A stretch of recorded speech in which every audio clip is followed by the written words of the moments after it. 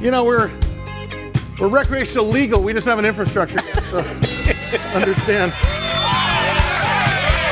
All right, great to see you today. Of course, the familiar face, Dr. Jonathan Javitt, who is the founder, director, and chairman of the board of this little company called NRX Pharmaceuticals. Great to see you. How are you, sir? It's wonderful to see you. You're starting to be sort of a member of the cast. You've been here so long. Big time. And now there's a bizumentary coming out. Of course, we have a trademarked documentary called a bizumentary, which is basically about Jonathan's space that the network wanted to do and give the opportunity to get some exposure for you guys. And we're going to be able to see that on BizTV as well as the other networks here coming on very shortly. And you'll see it pretty on a high rotation here for the next 9 months. But it's great to see you. And there's lots of stuff to talk about. And then we're going to spend a few segments talking to you. And of course, you have a couple of guests we brought on. Of course, Mike Taylor, our investment banking expert, is going to be with us as well.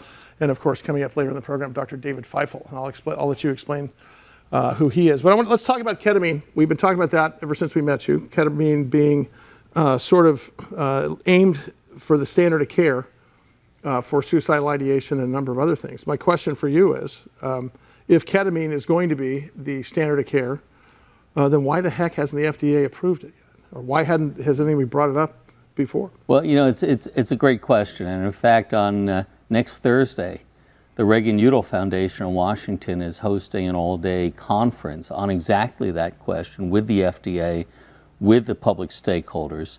But the short answer to the question... Nobody asked nicely. Nobody asked at all.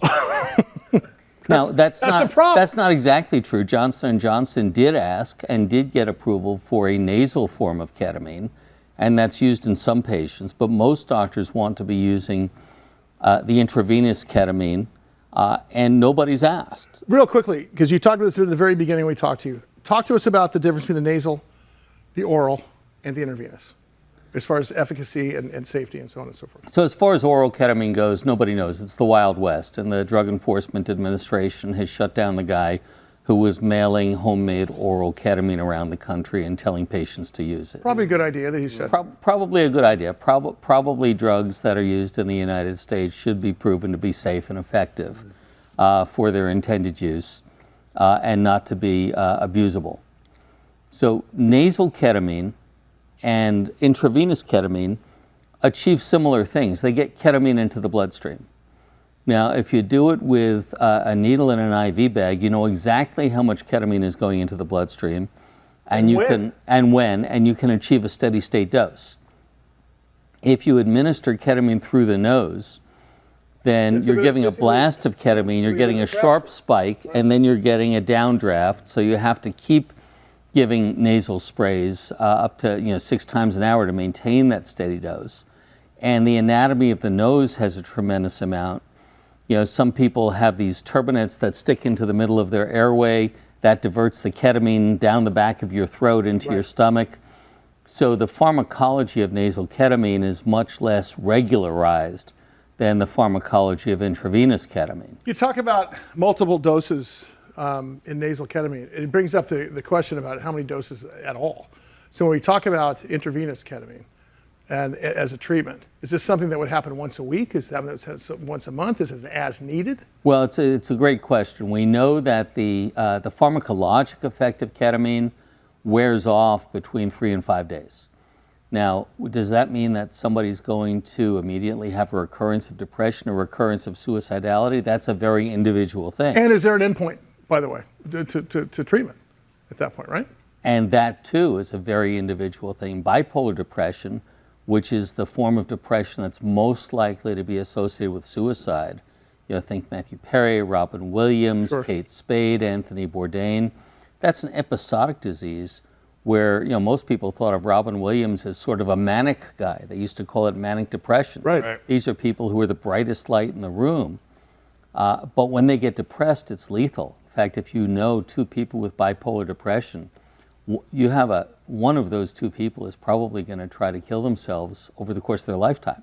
If you know 5 people with bipolar depression, one of them is going to succeed. Whereas what they call major depressive disorder or unipolar depression, you have people whose life goes between okay and pretty sad, and those people are actually much less likely to harm themselves. No kidding. The name of the company, by the way, NRX Pharmaceuticals, they're publicly traded. NRXP is a stock symbol, NRXP. We've got Dr. Jonathan Javitt here.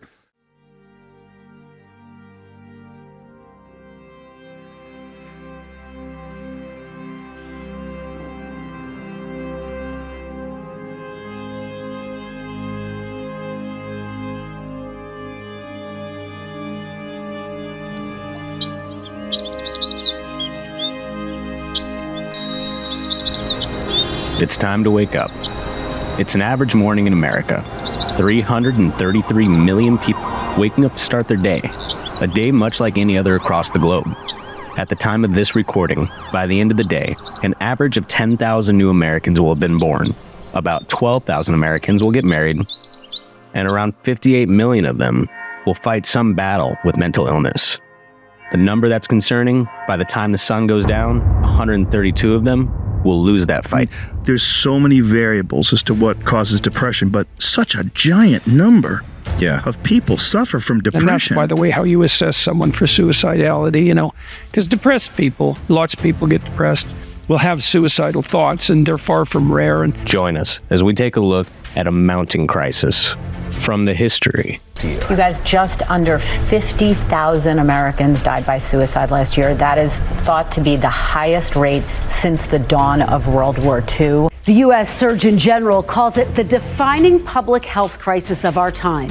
In 2021, more than 12 million American adults thought about suicide. 1.7 million attempted it.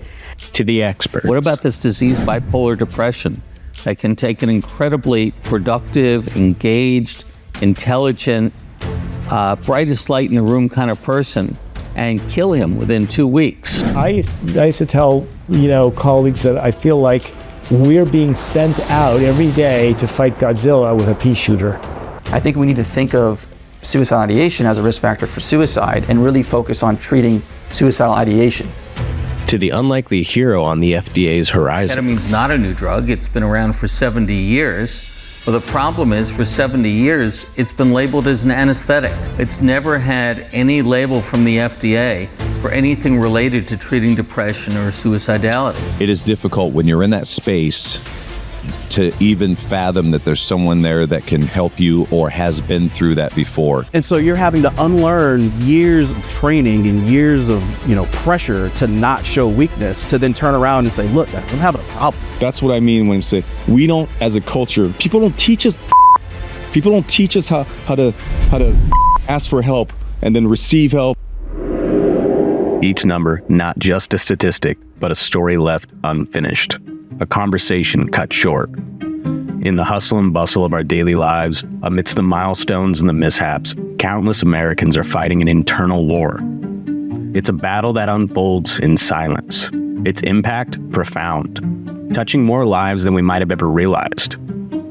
But much like a biological disease, mental illness takes many forms. And also, like many diseases, some are more lethal than others. What are we doing to confront these demons? Is it enough? And crucially, what more can we do to win the nation's fight against the growing plague of suicide?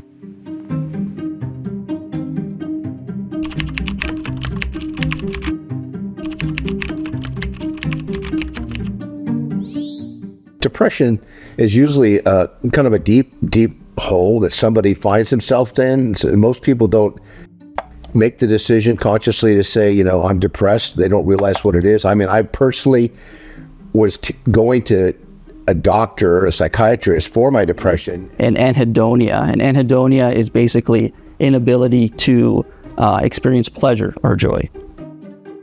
It won't take you long online to find plenty of definitions and explanations for what drives a person to attempt suicide. C.S. Lewis said on the subject, mental pain is less dramatic than physical pain, but it is more common and also more hard to bear. The frequent attempt to conceal mental pain increases the burden. It's easier to say, my tooth is aching, than to say, my heart is broken. Patients that have very severe psychiatric illness like schizophrenia, bipolar disorder, they're at high risk. Patients that are using a lot of substances like alcohol, they're at high risk too. People with bipolar depression who are most likely to commit suicide. If you know 2 people with bipolar depression, one of them is going to attempt suicide at some point in their lives.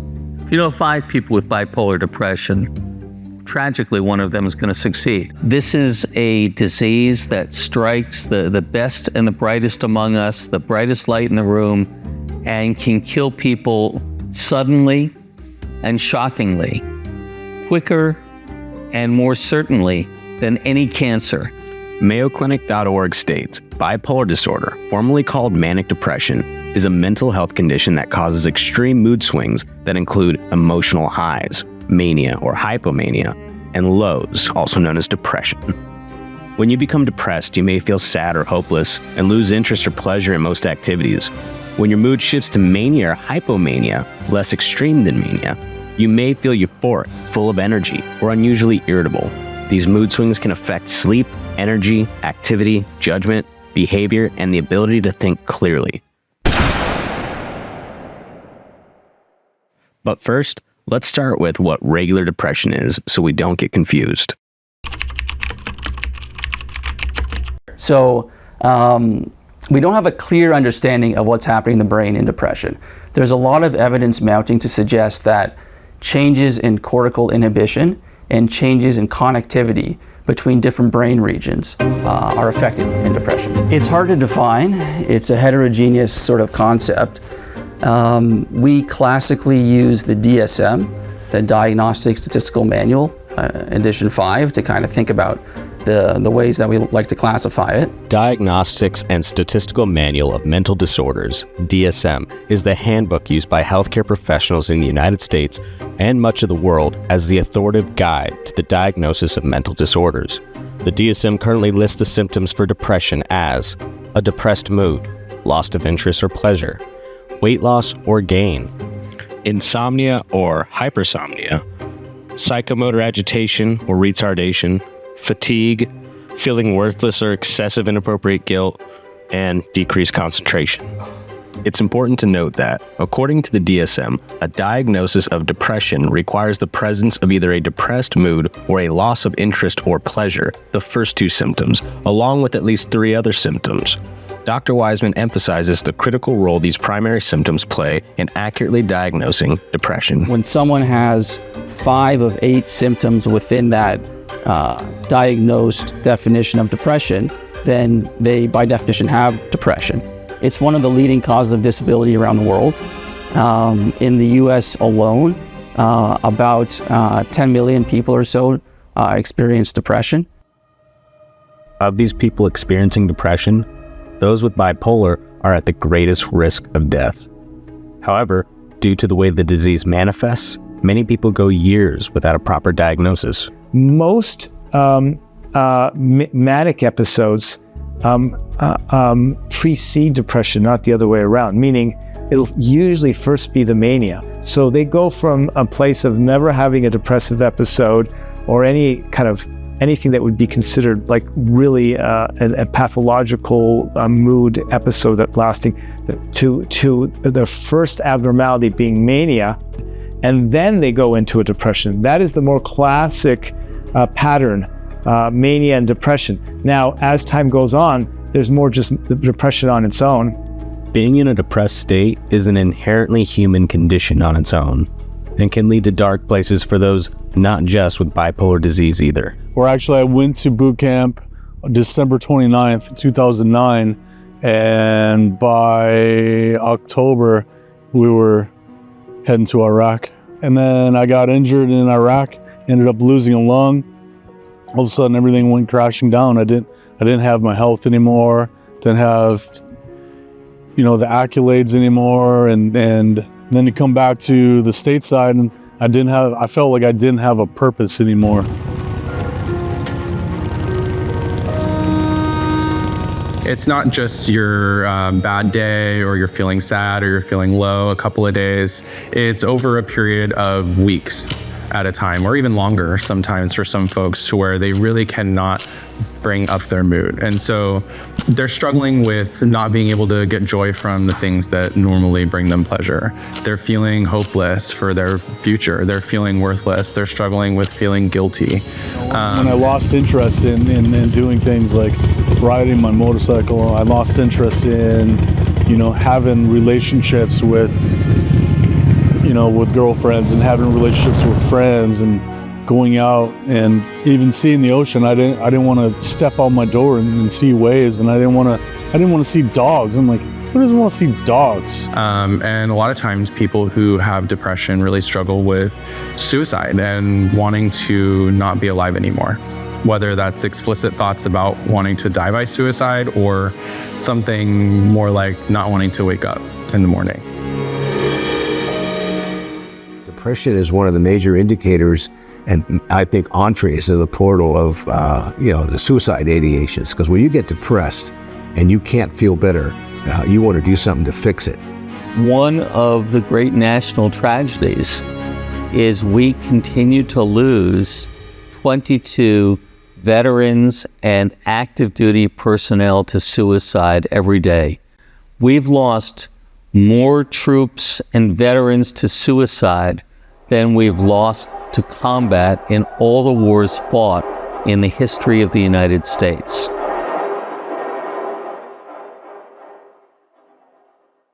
Since I've eaten anything, it's been a week since I talked to somebody. It took handfuls of painkillers, and also I was in off and on with a relationship with someone that was a cutter. Like, all right, well, if you're cutting, I'm gonna cut too, and slice my arm up real good. It seems like we're going backwards. I mean, there are 22 veterans every day that commit suicide. That's over 8,000 estimated. 22 veterans a day. That's over 8,030 people annually that are taken from us. And if you look at that under any other demographic, it's a big deal. I mean, those are massive numbers of people that are no longer with us. And of course, that's just the tip of the iceberg. 3.4 million Americans every year make an active plan to kill themselves. 1.7 million Americans every year actually try to. And they say 50,000 people a year die of suicide in the United States. We know that's the tip of the iceberg. We know that the majority of people who die by suicide, it's unreported. I had a week of blackouts, and then that was the day that I woke up my last day and everything was a mess.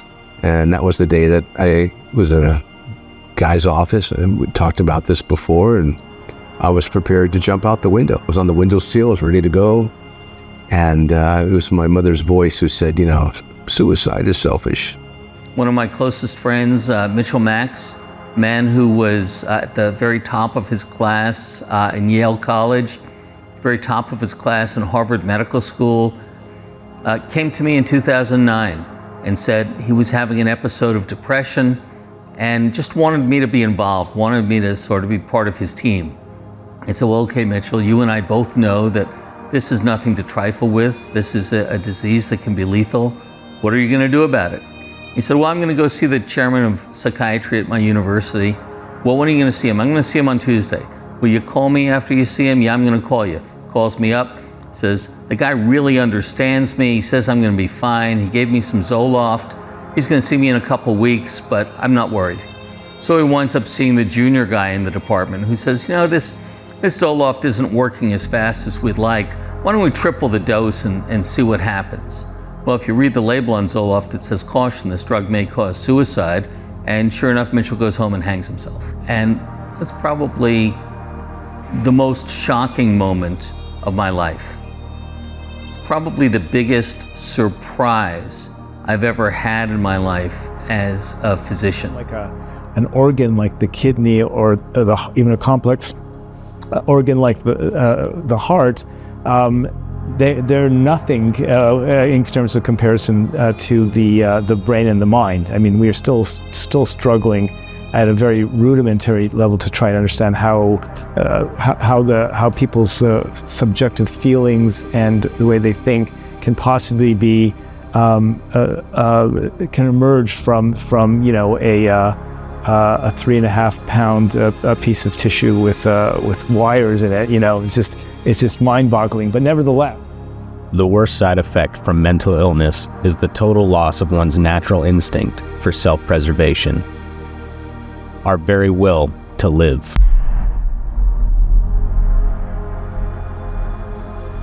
But from the ancient Greek tales of Lucretia to the star-crossed lover's fate of Romeo and Juliet, or even to the more modern, teen-spirited tragedies of people like Kurt Cobain or Robin Williams, mental illness and suicidal ideation are nothing new to the human condition. Oh, you mean like croquet? Croquet!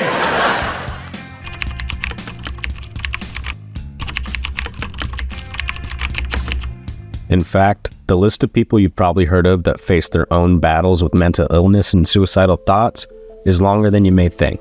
It is for us, the living breath. It's to be dedicated here to the unfinished work, which they who fought here have thus far so nobly advanced. Abraham Lincoln long battled mental episodes that often led him to think of suicide. The playwright, Tennessee Williams, documented his struggles with manic depressive states in his memoirs. Virginia Woolf, the famous British novelist, Vincent van Gogh, Beethoven, Charles Dickens, they all had their own internal wars with either depression or mania. It was only until fairly recently did we even understand bipolar disorder as separate from depression.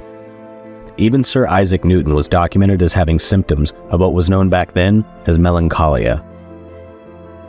But where did our first understanding of all this start? And how much has changed since the past and how we treat this? In the early days, folks who were experiencing depression were labeled as something maybe that they weren't. They thought something was going on with this person, but they didn't really have a clue that it was this person is just depressed. In the 5th century, the Greek physician Hippocrates proposed that depression, then known as melancholia, originated from an imbalance of the body's 4 fluids or humors: yellow bile, black bile, phlegm, and blood. He particularly associated melancholia with an excess of black bile in the spleen. His remedies included bloodletting, baths, physical exercise, and dietary changes. On the other hand, Cicero, a Roman philosopher and statesman, held a different view. He argued that melancholia stemmed from psychological factors such as anger, fear, and sadness. A prevalent belief among many, including the educated Romans, was that mental ailments were caused by demonic forces, or the wrath of the gods.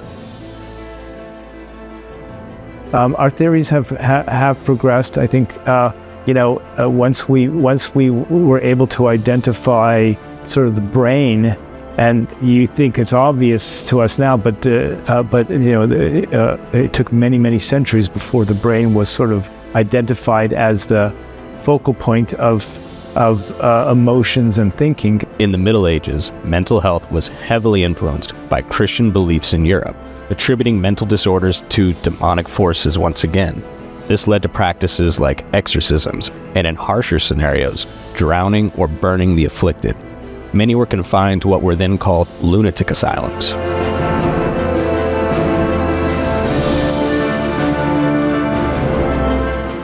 And to alarmingly recent history, folks were institutionalized against their will for sometimes their whole life. And it was largely due to the fact that we didn't know what to do with them. We didn't know how to help somebody who was struggling with depression because the research wasn't there. The knowledge wasn't there of effective ways of managing depression and helping somebody who's struggling with depression. In the 18th and 19th centuries, or as we know it, the Enlightenment age, melancholia was often seen as an unchangeable character flaw, believed to be hereditary. This perspective led to continued outcasting and institutionalization.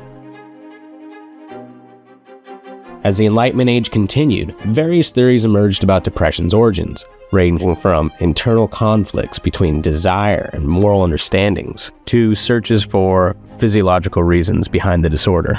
Unique treatments of the era included prolonged submersion in water, using a spinning stool to supposedly reorient the brain, along with dietary changes, enemas, horseback riding, and induced vomiting. Benjamin Franklin even experimented with an early prototype of electroshock therapy during the time, which, believe it or not, is still a treatment used for treating bipolar depression today. So ECT, electroconvulsive therapy, is a treatment with a lot of stigma, but we do it a lot now in the clinic. It works quite well. It's the most effective treatment we have. It's probably the most effective treatment for suicide prevention in terms of psychiatric practice.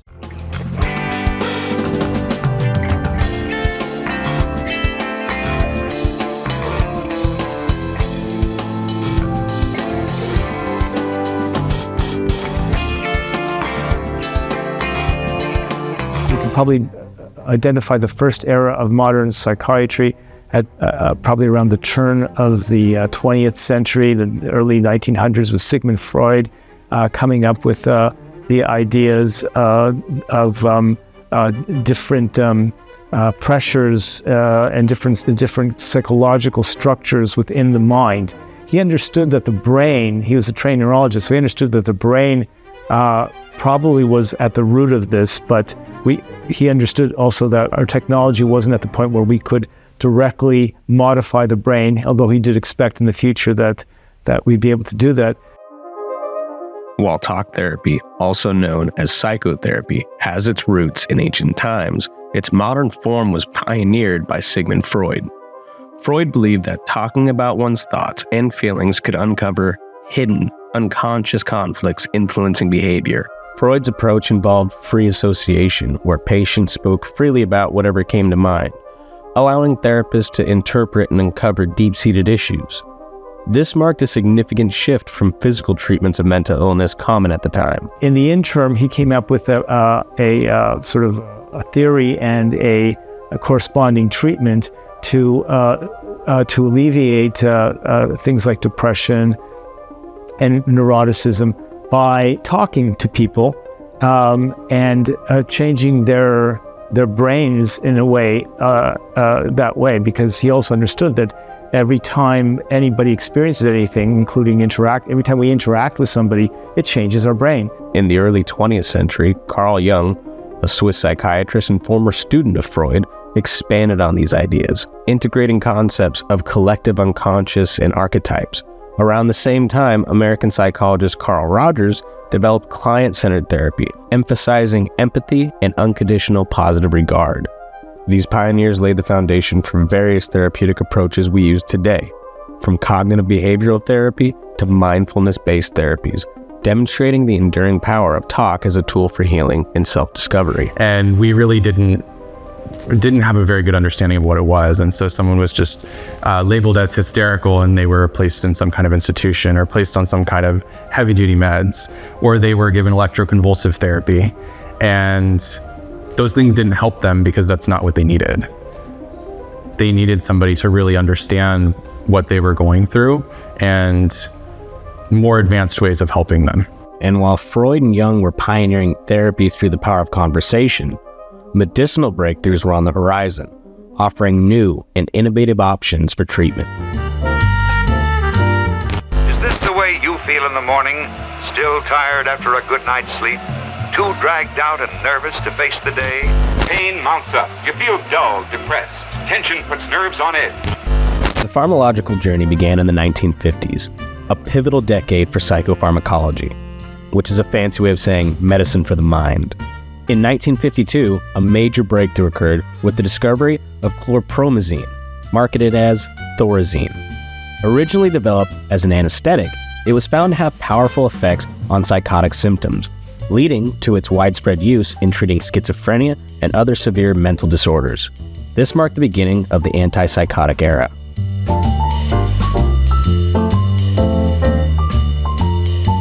Shortly after, in 1957, the first antidepressant was discovered, iproniazid.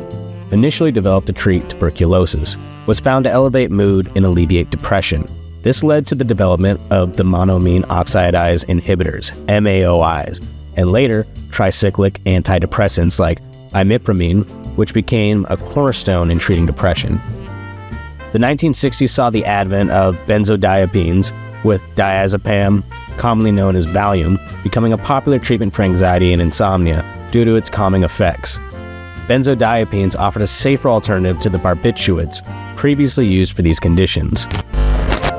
Valium works promptly to relieve excessive anxiety and apprehension.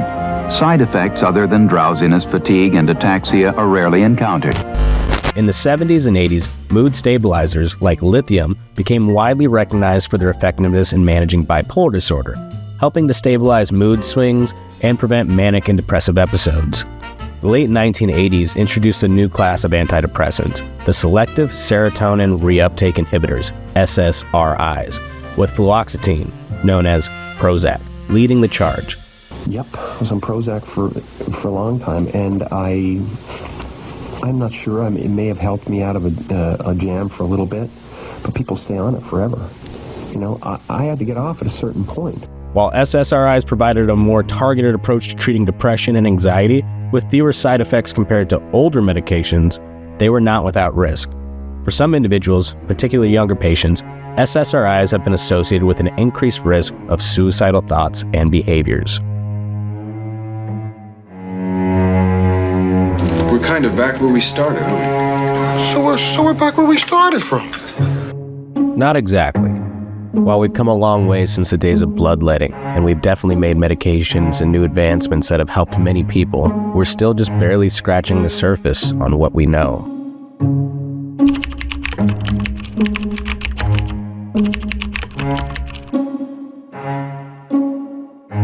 Today, psychiatric drugs continue to evolve, with ongoing research into novel treatments like psychedelics such as psilocybin and MDMA, showing promise in clinical trials for various mental health conditions. And also, ketamine for rapid relief of severe depression. Well, let's talk about ketamine. Ketamine is an anesthetic. It was actually developed by the US Army in the Korean War as a battlefield anesthetic that would induce rapid relief from pain without causing respiratory suppression, without creating a risk that somebody would stop breathing and need a tube put down their throat, because a combat medic in a battlefield is not really in a position to intubate somebody. That's the origin of ketamine. And it's been used as an anesthetic for 70 years. Veterinarians love it. My dogs get ketamine when they get their teeth cleaned. Well, it turns out that ketamine also has both a euphoric effect, and it's become a party drug, but it also has a very potent antidepressant effect. The way that was discovered was a scientist named Rob Berman at Yale was giving ketamine to patients because it was already known to be an NMDA antagonist. So the NMDA receptor is a specific kind of receptor in the brain. It's activated by a activating compound in the brain called glutamate. And so it's excitatory. When glutamate kind of binds with NMDA, it leads to activation of specific neurons and brain cells. And so this is important when we talk about the action of ketamine and S-ketamine and all the other forms of ketamine, because we think a primary mode of action is by blocking that receptor. To this day, we know that all of these drugs that are on the market for depression, they call them SSRIs, SNRIs, they all raise serotonin levels in the brain one way or another, but nobody knows exactly how serotonin works at a biological level.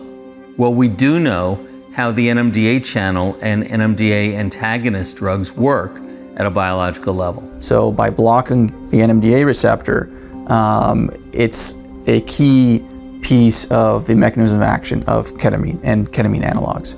And we know that ketamine is historically a dissociative anesthetic. That's what it was originally intended to be used for. And only recently has it been studied specifically in depression, because doctors basically found that patients undergoing anesthesia were improving in terms of their depression. So ketamine has been a game changer for treating depression. The truth is, with further exploration after the initial, recognition of ketamine's tremendous benefit, we see now that it also helps the depression that people with bipolar disorder suffer from so frequently. And what's interesting is that in general, there's a kind of a concept that the stronger something has the ability to improve depression in somebody who, for example, with major depression, who doesn't have that proclivity towards mania, that same treatment becomes an increased risk when given to somebody with bipolar disorder, because an antidepressant in somebody who has the capacity to have moods that go abnormal in both directions could destabilize them, and we don't see that. We see it probably less than, certainly not more than, the standard antidepressants that we've known have that propensity to destabilize somebody whose depression is of the bipolar disorder type of depression. Psychologically, there's a lot of questions of whether being dissociated, seeing yourself from the outside, thinking about your thoughts from the outside could be something that's useful to treat depression and maybe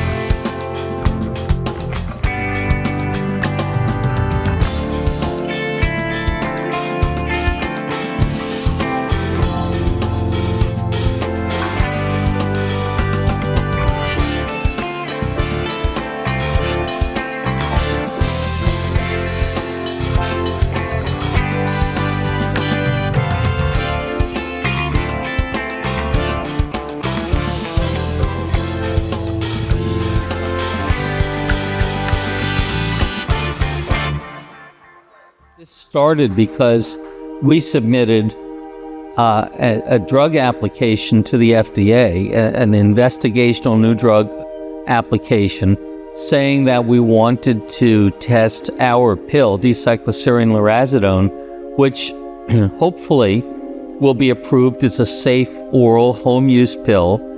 D-cycloserine is a different NMDA antagonist from ketamine.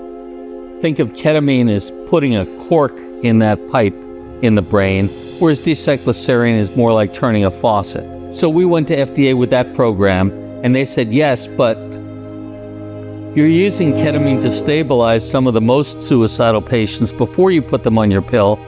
We think you need an investigational new drug application for ketamine. We assumed at the time that somebody else was really going to develop ketamine and bring it to market, because there were a couple of companies already doing it. Johnson & Johnson's developed a nasal form of a variant of ketamine, but they surprised us when they said, well, people with bipolar depression can't use this medicine, only people with major depression.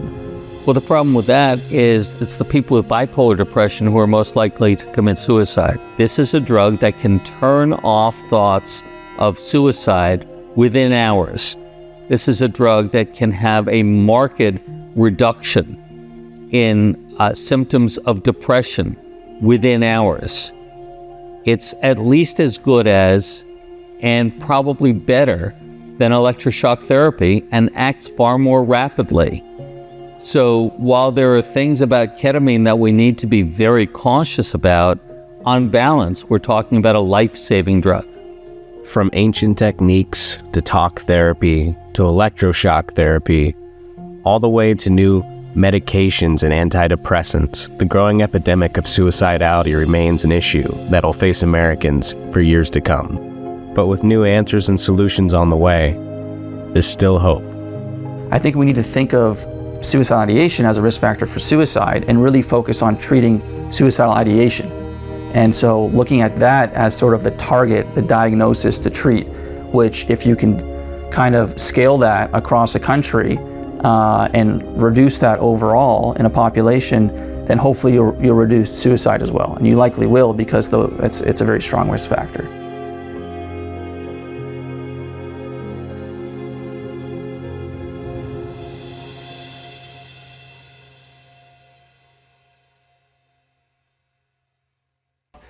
Six years later, it was replicated, and I said, I'm still skeptical, but I'm so desperate. What if it's half as good as these studies? So I went to UCSD, the powers that be, and said, I want to give my patients with depression. When you talk about desperation, are you desperate because you're losing patients to suicide, or you're seeing veteran numbers? You're seeing the same numbers we're seeing, or is it something different? Look, you do lose people. But even when you don't lose people, you lose people. Sure. Because when somebody lives with depression, they may be alive, but they're not really sometimes. Right? It's gone. They're really not. His name is Dr. David Feifel. He is the professor emeritus of psychiatry at University of California, San Diego. So the question is, clinic-wise, and it kind of goes into a two-part question for the two of you, and then of course there's investor will and investor accreditation when you talk about investors being interested in this, which is why I've got you all three here. Is this a nationwide type thing? Do you put these in every city? Do you make it a destination point for, as they have some cancer treatment centers across the country, or do you make this with every area of dominant influence in the United States, in which there's 16 of them, to where you don't have to go far to get? What's the ultimate goal for you? I think the ultimate goal, yes, is everyone having access, and everyone being able to, without too much inconvenience, being able to go and get this remarkable treatment. Mike, you and I have worked on a ton of deals together, because everybody knows in my other life, I'm an investment banker and run a venture fund and a couple of other hedge funds. And you and I, when we first talked about this as something to take a look at, neither of us were, other than, looking at this company as a publicly traded company that had a long way to go, got emotionally involved in this thing. And suddenly we see this political will with investors that you talk to as you represent billions of dollars of family office money. What's been the tipping point when you're talking to people, and for you specifically, when we're talking about Hope Therapeutics, which I'll let Jonathan explain in just 1 second, but talk about that part of it. Yeah, I think what we've started to see is that from a business standpoint, obviously, unfortunately, there's a very large market. And the ketamine clinics, I think, what we're trying to do with Hope Therapeutics is to really build out a viable place that's medically backed for people to go who are struggling, suicidal ideations or feelings of. And it doesn't exist now. It doesn't exist. And there's not a, not to mention there's not too many clinics are confused with med spas that do ketamine on Monday and vitamin B on Tuesday. And that's a typical week for Mike, except for the ketamine. Well, that, massage on Wednesday? It's donuts on Monday. Okay, there you go. Yeah. But I mean, the point is, if you take this nationwide under the banner of Hope Therapeutics, which we've talked about before, talk about what that looks like. So, our objective is to think of DaVita. If you're a patient who needs dialysis, you know that you can walk into any DaVita clinic anywhere in the United States and get reliable care according to protocols that everybody understands with a quality that everybody understands. And right now, ketamine clinics are the Wild West. You've got some highly credible clinics that are led by psychiatrists, where not only are they treating people with the drug, but they've got a whole therapeutic environment built around it so that they know that these people who have real risk of self-harm are safe. And then you've got a bunch of people who heard about it, who are hanging out a sign, who may not have any real training in psychiatry at all, who are just slinging ketamine without FDA approval, without being under any kind of safety umbrella, and people are reading about some unfortunate happenings as a result. So the objective is to build a national brand that people can rely on, that the FDA can trust, that the regulators can trust, that the insurers can trust. And the investors can trust as well, correct? Yeah. Because right now, the alternative for people with suicidal depression is electroshock therapy. Dr. Feifel, what's the connection point here? What's the last mile solution to get us there, in your opinion? I think Jonathan pointed out a lot of the needs. That is to bring something that right now is very unregulated, non-standardized, to weed out some of the bad players. To get it to get the quality up a little bit more standardized, so that anyone can go to a place and know that this is going to be done the right way. Right now, that's not the case.